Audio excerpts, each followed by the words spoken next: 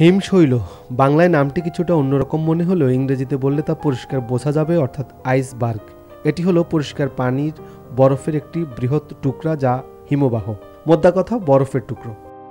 তবে এটি শুনতে যত হালকা মনে হয় বিষয়টা ততটা হালকা নয়। কয়েক হাজার লাখ মেট্রিক টন ওজনের একটি আইসবার্গ, আর এটি লোহার চেয়েও শক্ত। আজ আমরা সমুদ্রে ডুবে থাকা আইসবার্গ সম্পর্কে জানার চেষ্টা করব। পুরোটা জানতে শেষ পর্যন্ত সাথেই থাকুন।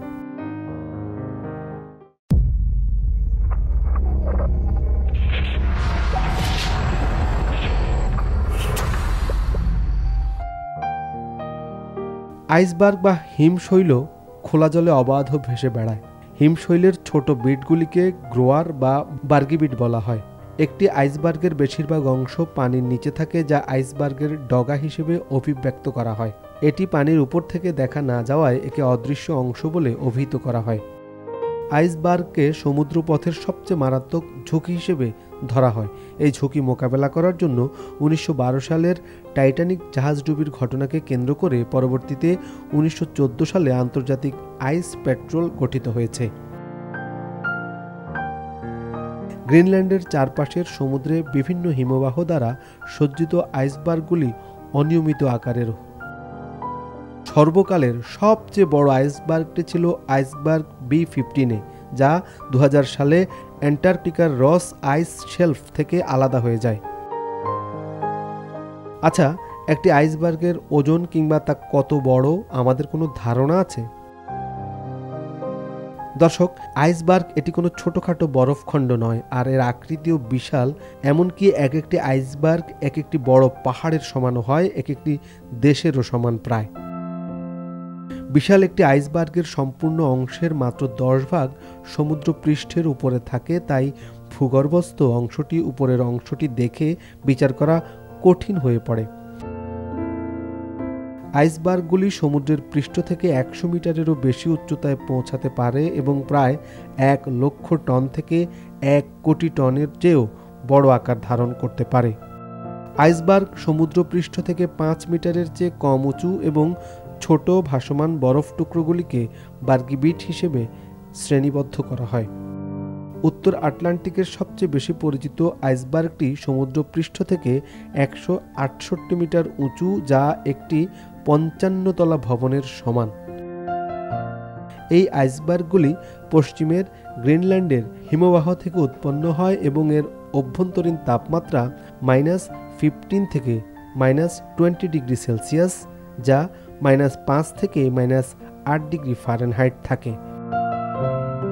আইসবার্গের বরফ গলে যাওয়ার সময় এটি বার্গি সেলজার নামক শোঁ ধরনের এক প্রকার শব্দ তৈরি করে। মূলত বরফ জলে পরিণত হওয়ার সময় বরফের মধ্যে আটকে থাকা সংকুচিত বাতাসের বুদবুদ থেকে এই শব্দটি তৈরি হয়। এটি হওয়ার সাথে সাথে প্রতিটি বুদবুদ ফেটে এক ধরনের পপ শব্দ করে। এই বুদবুদগুলি বরফ তৈরি হওয়ার সময় তৈরি হয় এবং বরফের ভেতরের চাপে আটকে থাকতে থাকতে তুষার বরফে রূপান্তরিত হয়ে যায়, যা বরফ গলার সময় আবার বাতাস উৎপন্ন করতে পারে। আইসবার্গের দুটি প্রকার হয়ে থাকে, ট্যাবুলার এবং অসারণী। ট্যাবুলার আইসবার্গের খাড়া দিক এবং সমতল শীর্ষ রয়েছে। এটি অনেকটা একটি মালভূমির মতো। এই ধরনের আইসবার্গটি আইস দ্বীপ হিসেবেও পরিচিত। এটি যথেষ্ট বড় হতে পারে। আইস শেলফ, যেমন রস আইস শেলফ বা ফিলচনার রন আইস শেলফ থেকে শুরু করে অ্যান্টার্কটিক আইসবার্গগুলি সাধারণত ট্যাবুলার হয়। বিশ্বের বৃহৎ আইসবার্গগুলি এভাবেই গঠিত হয়। 1913 সালের নভেম্বরে আইসবার্গগুলি পর্যবেক্ষণের স্থায়ী ব্যবস্থা গ্রহণের জন্য লন্ডনে আন্তর্জাতিক সম্মেলন অনুষ্ঠিত হয়। 3 মাসের মধ্যে অংশগ্রহণকারী সামুদ্রিক দেশগুলি আন্তর্জাতিক আইস প্যাট্রোল IIP গঠন করে, যার লক্ষ্য ছিল স্রোত, বরফ প্রবাহ, সমুদ্রের তাপমাত্রা এবং লবণাক্ততার মাত্রা পরিমাপের জন্য আবহাওয়া এবং সমুদ্র বিজ্ঞানের তথ্য সংগ্রহ করা।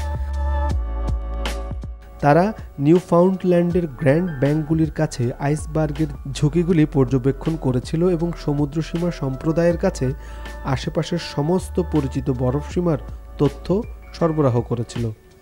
IIP 1921 সালে তাদের প্রথম রেকর্ড প্রকাশ করেছিল, যা বছরের পর বছর আইসবার্গের চলাচলে তুলনামূলক আলোচনা প্রদর্শন করে। 1995 সালে প্রতিষ্ঠিত মার্কিন জাতীয় বরফ কেন্দ্র এনআইসি দ্বারা আইসবার্গগুলো বর্তমানে বিশ্বব্যাপী পর্যবেক্ষণ করা হয়, যা আর্কটিক, অ্যান্টার্কটিক, গ্রেট লেকস এবং চেসাপেক বে তুষারের অবস্থার বিশ্লেষণ এবং পূর্বাভাস তৈরি করে। এছাড়াও সমুদ্রের বরফ বিশ্লেষণে ব্যবহৃত 95%-এরও বেশি তথ্য পৃথিবীকে প্রদক্ষিণকারী স্যাটেলাইটগুলোর দূরবর্তী সেন্সরগুলি থেকে পাওয়া যায়। এবার কিছু আইসবার্গের আকৃতি আপনাদের জানাবো, যা শুনলে রীতিমতো অবাক হবেন। 1987 সালে আইসবার্গ B9 এর আকৃতি ছিল 5390 বর্গ কিলোমিটার অর্থাৎ 2080 বর্গ মাইল। 1998 সালে আইসবার্গ A38 ছিল প্রায় 6900 বর্গ কিলোমিটার অর্থাৎ 2700 বর্গ মাইল।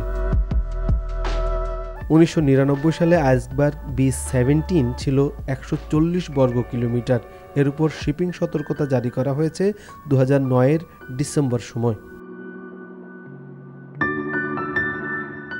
2000 সালের আইসবার্গ B15 1100 বর্গ কিলোমিটার বা 4200 বর্গ মাইল। 2002 সালের আইসবার্গ C19 5500 বর্গ কিলোমিটার। 2002 সালের আইসবার্গ B22 5490 বর্গ কিলোমিটার। 2003 সালের আইসবার্গ B15 3100 বর্গ কিলোমিটার। 2006 সালের আইসবার্গ D16 310 বর্গ কিলোমিটার অর্থাৎ 120 বর্গ মাইল। 2014 সালের আইসবার্গ B31 615 বর্গ কিলোমিটার। 2017 সালের আইসবার্গ A68 5800 বর্গ কিলোমিটার অর্থাৎ 2200 বর্গ মাইল। 2018 সালের আইসবার্গ B46 225 বর্গ কিলোমিটার এবং 2019 সালের আইসবার্গ D28 1636 বর্গ কিলোমিটার অর্থাৎ 232 বর্গ মাইল। এগুলো ছাড়াও 2011 সালের জুনে পিটারম্যান আইস আইল্যান্ডের কিছু বৃহৎ টুকরা ল্যাব্রাডর উপকূলে পর্যবেক্ষণ করা হয়েছিল। আইস শিট 2260 কিলোমিটার যা 100 বর্গ মাইল। 1962 সাল থেকে বৃহত্তম আর্কটিক আইসবার্গ হিসেবে বিবেচিত। উত্তর গ্রিনল্যান্ডের পিটারম্যান গ্লেসিয়ার হতে এটি বিচ্ছিন্ন হয়ে যায় আগস্ট 2010 সালে, যা এর প্রায় এক মাস পরে গ্রিনল্যান্ডের পাশে নরেস স্ট্রেটের জো আইল্যান্ডে বিধ্বস্ত হয়ে দুটুকরো হয়ে যায়।